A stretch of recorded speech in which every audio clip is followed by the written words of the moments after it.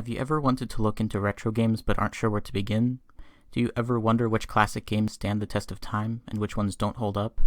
These are some questions that have been bothering me for a while now, and I think it's about time to do something about it. So I'm going through gaming's history one game at a time to try to find the best games of all time. Welcome to the Gaming Archaeologist. So, me and JRPGs on the SNES have not really hit it off. I gave Final Fantasy IV and VI a try, and while there were aspects of those games I liked, ultimately I just couldn't get into them. I tried Earthbound, and while I could see the appeal, it also wasn't the game for me. Chrono Trigger, along with Final Fantasy VI, is widely regarded as one of the best JRPGs for the Super Nintendo, as well as one of the best games ever made. So I figured that if this game didn't win me over, no JRPG would. And I have to be honest, this game clicked for me in a way that the others didn't. It still has some of the things that annoyed me about other JRPGs, but this time around the good most definitely outweighs the bad. For one, the story is very engaging and unique. The main plot revolves around a group of friends traveling between different time periods in order to prevent an apocalyptic future from happening, and they have various adventures along the way. In terms of tone, it's somewhere in between Final Fantasy VI and Earthbound. It takes itself fairly seriously, but allows for more lighthearted moments and some quirky humor. The story is quite different from any other game's story that I've played before, and the constant twists and turns made me eager to see what would happen next. The cast of characters is also excellent, each having a distinct and unique personality. Well, except for Chrono, who is pretty much a silent protagonist, but I'll let that slide.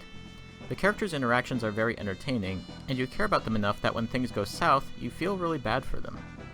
They feel more real and lively than even the good characters in Final Fantasy VI, and I grew attached to them in a way I didn't with other JRPGs. The graphics are really good, and there's something about 16-bit sprite work that always just feels so timeless to me. Each of the environments and locations you visit are all very memorable, and really make you feel like you're going on an adventure across time and space. You wouldn't think that a game that has a prehistoric tribe of cavemen, a medieval kingdom with an anthropomorphic frog, and an apocalyptic future with quirky robots could make it all work, but Chrono Trigger manages to pull it off. The music is also really excellent, and in terms of presentation, this is one of the best games for the SNES I've played so far, looking and sounding good even to this day. So that's a lot of positive things about the game. Now let's talk about the not so positive. I've said before that I find the typical turn-based combat in JRPGs to be annoying and tedious, and while that's still true for Chrono Trigger, it manages to make its battles less annoying and tedious than its peers. The user interface is much more intuitive than in Final Fantasy. You can actually see random encounters coming, and crucially, when a battle starts, it takes place in the environment you were already in, rather than transitioning to a side area. On top of that, the game manages to make the battles feel more dynamic, and while there isn't as much strategy as in something like Fire Emblem, there's still enough variety in the combat to make you think. But while the turn-based combat is tolerable and is much less annoying and tedious than in other JRPGs, it's still rather annoying and tedious, and it often acts as an unwelcome barrier that keeps you from getting to see the next part of the story. Some battles do involve a fair bit of strategy, but others just involve spamming your best attack and getting increasingly pissed off when the boss you're fighting doesn't have the decency to just drop dead already. Another issue is that the game isn't always clear about what you're supposed to do next. To be fair, I got quite a ways into the game before I had to stop and look something up on Google, but it's still better if you don't have to do that at all. But as I said, the good most definitely outweighs the bad. I doubt I'll ever be a big fan of JRPGs, but Chrono Trigger has helped me to appreciate the genre more.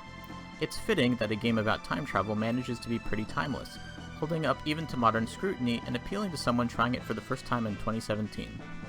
It's not for everyone, but I quite enjoyed Chrono Trigger, and I would recommend that everyone give it a try at least once if they haven't already. My final score is an 8 out of 10. So those are my thoughts on Chrono Trigger. Finally, a JRPG that managed to win me over. After Final Fantasy and Earthbound left me feeling underwhelmed, I doubted Chrono Trigger would be any different, but thankfully I was wrong. So what do you think? Have you played Chrono Trigger? Do you like JRPGs? Are you mad that I don't like JRPGs? Are there any you think I should try? Whatever your thoughts, be sure to let me know in the comments below. If you like what I do, feel free to subscribe and follow me on Twitter. The next game I'll be reviewing is Blackthorn. Thank you for watching, and I will see you in the next one.